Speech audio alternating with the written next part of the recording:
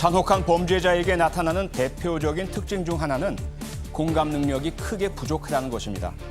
타인의 고통을 잘 느끼지 못할 뿐만 아니라 죄책감이나 미안함 역시 쉽게 억누릅니다. 그렇기 때문에 친구나 지인들의 호의나 도움을 오히려 악용하기도 하죠. 한 집에 같이 사는 중학교 선배에게 수개월에 걸쳐 고문에 가까운 학대를 해온 20대 후배와 후배의 여자친구가 구속됐습니다. 피해자와 가해자는 중학교 시절 함께 운동부에서 활동한 사이였습니다. 규율이 엄격한 운동부에서 함께 생활한 후배가 선배를 학대한 것은 언뜻 이해가 가지 않는데요. 두 사람 사이에 남모르는 비밀이 있었던 것은 아닐까요?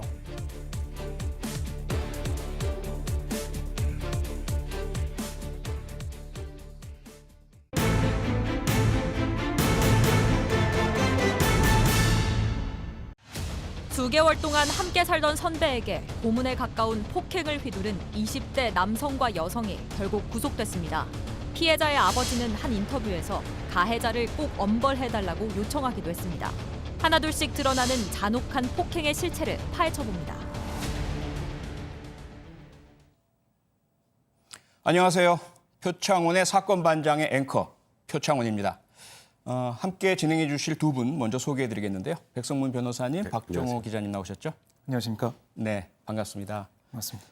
이번 사건 지난주에 우리 모두를 충격에 빠뜨렸는데요. 네, 맞습니다. 그 선배를 고문에 가까운 가혹행위 했던 그 후배 네. 커플 결국 구속됐죠. 네, 맞습니다. 통상적인 사건에 비해서 좀 이례적이죠. 보통은 운동부는 규율이 강조되니까 선배가 후배를 폭행하는 경우는 종종 우리가 봐왔는데 어떤 영문인지는 저희가 차차 설명을 해드리겠습니다만 후배 커플이 이 선배에게 한두 차례도 아니고요. 지속적으로 고문에 가까운 가혹행위를 했다는 혐의, 그러니까 특수상해 혐의로 2명이 다 구속이 됐습니다. 통상적으로는 주범이 구속되고 주범을 돕는 정도의 수준이라면 구속을 피하는 경우가 일반적인데 이 사건은 2명이 모두 거의 주범급으로 이 선배 그 지속적인 가혹행위를 했기 때문에 일단 둘 다 구속된 것으로 보입니다. 네. 박 기자님 오늘 네. 피해자 아버지께서 피해 사실을 자세히 밝히셨는데요. 피해자에게 남은 상처 여전히 계속되고 있다고 하죠? 그렇습니다. 집에 온 지 한 달 정도 됐는데요. 아직까지 상처가 심하고요. 팔과 다리는 물론 지금 두피에 진물도 계속 나고 있는 상황입니다. 특히 두피 상처가 깊어가지고 완전히 회복이 안 돼요. 그래서 앞으로 생활을 할 때 가발이나 모자를 쓰지 않고는 생활할 수 없는 그런 상황이 머리에 되겠습니다. 너무 심하게 손상이 그렇습니다. 심해서요. 네, 화상을 입은 상황이라서요. 네네. 또 머리도 그렇고 온몸에 한 3도 정도의 화상을 입은 상황이라서 지속적인 치료가 필요해 보입니다. 네. 피해자가 이 상태가 될 때까지 가혹행위를 견딜 수밖에 없었던 건 가해자의 협박 때문이었다는데요. 피해자 아버지의 이야기 함께 들어보시겠습니다. 골프채하고 쇠멍대로 친지 거기다 집에서 태세 안 내려고 테이프를 감아가지고 그렇게 두드렸어요. 그래가지고 코빼 나가고 이빨 다 나가불고 사람이 치료를 못하니까 냄새 난다고 화장실에 쳐 넣는다고요. 물 먹었다고 두드려 패갖고 화장실 물 먹고 그 생라면 하나 딱 집어 던져주고 그랬잖아요. 맞고 가만히 있었냐 하니까 엄마 아빠는 죽여서 장기 매매해불고 동생은 노예로 부려먹고 제 형들 다 죽여불고 그러게 한 게 애기가 피해볼까 봐 그렇게 도망을 못 왔다 하더라고. 이 가해자들 폭행, 협박뿐만 아니라 허위 차용증? 네. 이걸 써가지고 금전적으로도 압박을 했다고 하는데 수법이 너무 잔혹합니다. 네, 지금 일단은 선배가 어떻게 후배에게 전혀 저항하지 못했을까? 거기에 이제 주요 단서가 될 수 있는 것 중에 하나가 바로 말씀하셨던 허위 차용증입니다. 허위 차용증뿐만 아니라 처음에는 일단 이 피해자가 일단 물류센터 같은 데서 일당을 벌어오죠. 그럼 그 일당을 일단 가로챕니다. 그리고 헬스장 같은 걸 같이 차리자 그러면서 명의를 받아서 캐피탈로부터 또 대출까지 받고 이 사람 피해자 명의로 그리고 마지막으로 3억 5천만 원짜리 아무 금전 거래가 없는 허위 차용증을 만들죠. 그러면 사실 일반인 같은 경우에 저희 같은 법조인들은 네. 이 차용증이 아무 의미가 없다는 걸 알겠지만 내가 여기서 내가 반응을 하면 이 돈을 내가 다 뒤집어 써야 되는구나. 이런 두려움 때문에 이것도 아마도 이제 후배가 가혹행위라는 걸 견딜 수밖에 없었던 이유가 아닐까 이렇게 좀 볼 수 있을 것 같습니다. 근데 아무리 그런 협박이나 또는 덫에 빠진 이런 상황이라 하더라도 박 기자님, 네. 피해자는 계속 죽고 싶었다 이런 표현을 그렇습니다. 하기까지도 했고요. 그다음에 두 사람의 관계가 피해자가 운동부 선배였고 가해자가 후배였는데 이 피해자가 어떻게 계속 저항하지 못하고 당하고만 있었죠? 경찰 쪽 얘기를 들어보면 맨 처음에 이 후배가 피해자를 이렇게 평택을 불러서 같이 생활할 때 맨 처음에 한 대를 폭행을 했더니 가만히 있더라는 거예요. 그 이후에 계속해서 폭행 강도를 높여갔고요. 네. 아까 제가 여러 가지 상처 말씀드렸지만 이게 폭행이 골프채, 둔기, 나아가서는 끓는 물로 몸을 지지는 그런 상황, 또 가스토치로 가지고 학대하는 그런까지 이어졌습니다. 네. 그러니까 이게 강도가 낮은 것에서부터 높은 것에서 올려가면서 네. 그 반응을 본 거죠. 이 정도 괜찮네? 이 정도도 괜찮네 하면서 계속 가혹행위를 한 거고요. 그리고 또 한 가지 가족들을 협박을 했지 않습니까? 네. 그러니까 만약에 내 말 안 들으면 내가 가족한테 어떻게 할 거야? 가족들 가만히 안 둬. 이렇게 얘기하다 보니까 이 피해자가 겁을 먹고 네. 도망치지 못하는 그런 부분도 있어 보입니다. 그 N번방, 박사방 그 가해자들이 피해자들 협박할 때 사용했던 것과 유사한 방법이에요. 네. 가족까지 협박하고. 그렇습니다. 네, 이런 가혹행위를 일삼고도 가해자는 뻔뻔하게도 범행을 부인했는데요. 공범 유 씨 목소리 함께 들어보시겠습니다. 돈을 빌린 게 있어. 사용증도 썼고, 근데 돈을 갚겠다고 해서 이제 병원도 데려가주고 기다려주고 이렇게 했는데, 다 낫고 나니까 도망을 간 거야. 아니, 지가 한 걸 왜 우리한테 그러냐니까요. 걔가 다쳐서 우리는 걔한테 돈도 못 받았다고요. 어디에 멍이 들었어요? 손을 댄 적이 없거든요, 저기 한테. 근데 가해자들의 폭력 수위 점점 잔혹해졌고 전혀 우리가 볼 때는 공감 능력도 이렇게 있는 것 같지가 않거든요. 혹시 이들을 사이코패스라고도 볼 수 있을까요? 그러니까 지금 사실 조금 전에 이 가해자의 목소리를 들어보시면 아시겠지만 일단 뭐 반성하는 기미는 전혀 없는 것 네. 같고요. 그리고 그동안에 있었던 가혹행위 내용들을 쭉 살펴보면 저희가 입에 담기도 좀 힘든 내용들입니다. 그렇습니다. 뜨거운 물을 본인이 머리에 붓는다고요? 그게 가능한가요? 글쎄요. 어린이들도 그냥 있지 않을 것 같은데요. 그럼요. 네. 거기에다가 골프채에다가 수건을 말아서 폭행을 하고 예. 그리고 결정적으로 피해자의 몸에 나와 있는 상해를 보면 이거는 본인들이 아무것도 하지 않은 상태로 이렇게 됐다는 게 불가능한데 네. 그에 대한 죄책감, 그다음에 이에 대한 동정심 이런 게 전혀 엿보이지 않는다. 이런 생각 때문에 경찰에서도 지금 프로파일러 2명을 투입을 해서 사이코패스 여부도 지금 조사를 하고 있는 그런 상황입니다. 네. 그러니까 제가 물론 보면서 참 네. 이해가 안 되는 그런 부분들이 어떻게 이런 공감 능력이 없는 사람들이 있을 수 있을까? 그러니까 말 그대로 악마를 보았다 이 생각밖에 안 들거든요. 네. 그러니까 저는 우리 표창원 반장님한테 여쭤보고 싶어요. 예. 사이코패스로 볼 수 있는지 어떻게 봐야 되는지.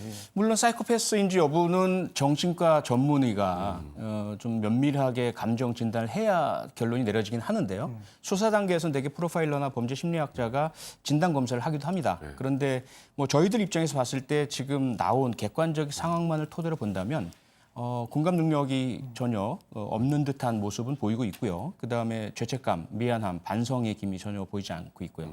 모든 사람들을 자기 중심적으로 이용하려는 극단적으로 이기적인 모습도 보이고 폭력의 그 정도가 대단히 심각하잖아요. 가학성이 심하고 이런 객관적인 지표만으로 본다면 사이코패스일 가능성은 충분히 있다. 네, 그렇게 보여집니다. 그러니까 가혹행위를 피하면서 도망가는 모습으로 낄낄낄 웃었다는 그런 보도 나오고 있는데 네. 정말 참 이해가 안 되는 그런 상황이 벌어졌습니다.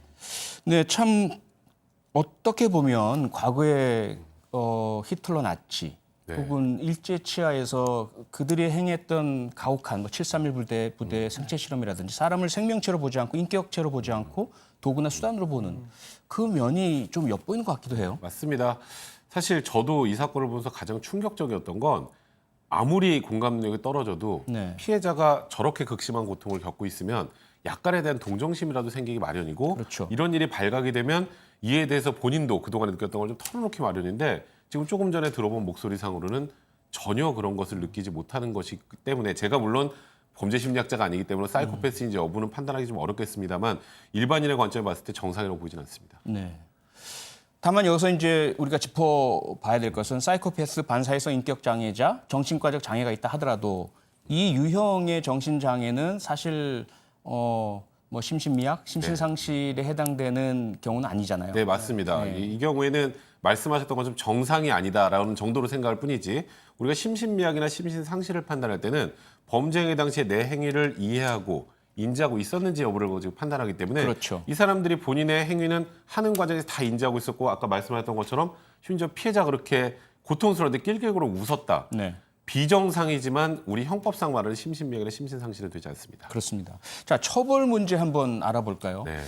지금 현재는 특수상해 네, 혐의가 맞습니다. 적용됐죠. 네. 그런데 경찰에서는 살인미수 혐의 적용을 검토하고 있다고요? 네, 저는 좀 조심스럽게 말씀드리면 저는 개인적으로 생각할 때 살인미수까지 가긴 조금 어려울 것 같습니다. 아, 어렵다. 네, 가해행의 정도를 봤을 때 피해자가 사망할 정도에 이르는 정도인가를 판단을 하면 지금 현점에서 일단은 특수상해 외에 아까 말씀드렸던 금전을 뺏었던 건 공갈죄, 네. 그다음에 뭐 여러 가지 다른 추가, 뭐 허위 차용증 작성하는 건 또 강요죄 같은 것, 그다음에 가족에게 대한 협박은 협박죄 같은 게 추가될 수는 있을 것 같은데 살인미수가 적용이 되면 물론 형량은 높아지겠지만 그렇게 기소가 되면 재판부에서 받아들여지기 쉬울 것 같지는 않아요. 물론 대중의 여론으로 놓고 본다면 네. 살인미수죄 이거는 사람을 죽이려고 하는 똑같지라고 생각할 수 있지만 법적인 판단만 놓고 보면 엄하게 처벌은 해야 된다는 건 저도 100% 공감합니다만 죄명이 살인미수로 바뀌기는 제가 생각이 조심스럽지만 좀 어렵지 않을까 싶습니다. 네. 그러면 현재 특수상해죄 네. 그 혐의에 대한 죄책 뭐 충분하다고 볼 수 있을까요? 형벌이? 일단 특수상해죄는 1년 이상 10년의 징역형인데요. 제가 아까 말씀드렸던 다른 범죄들이 같이 경합이 되면 일단 1.5배 가중할 수 있고요. 최대 네. 15년까지 선고가 가능하기 때문에 그 안에서 우리가 보통 특수상해 일반적으로는 집행유예 선고되는 경우가 많잖아요. 그런데 이런 경우의 상황에서는 뭐 집행유예는 당연히 아니고요. 네. 실형도 그 형량, 그러니까 법정이 허용하는 한도에서 좀 더 높게 선고를 함으로써 충분히 뭐 처벌의 그 정도는 맞출 수 있지 않을까 개인적으로 생각을 합니다. 네. 네. 박 기자님 어떻습니까? 지금 네. 국민들 역시 상당히 분노하고 계신데요. 그렇습니다. 네, 백 변호사님 말씀처럼 우리가 처벌 가지고 이 범죄 혐의에 대한 충분한 단죄가 내려지기는 어렵다. 이렇게 볼 수도 있을 것 같은데 네. 어떤가요, 국민들의 반응? 지금 보면 청와대 국민청원 게시판에 이 가해자들의 신상을 공개해야 된다 이런 목소리가 올라오고 있습니다. 네. 그러니까 왜 그러냐? 그러니까 이 사람들의 신상을 공개해야 다음번에 또 이런 피해가 없을 수 있지 않을까? 네. 막아야 된다 이런 말씀 많이 하세요. 범죄 예방 효과를 거두기 위해서도 그렇습니다. 네. 그리고 다시는 이런 일이 있어서는 안 된다는 경각심을 줘야 된다 이런 얘기를 하고 있는데요.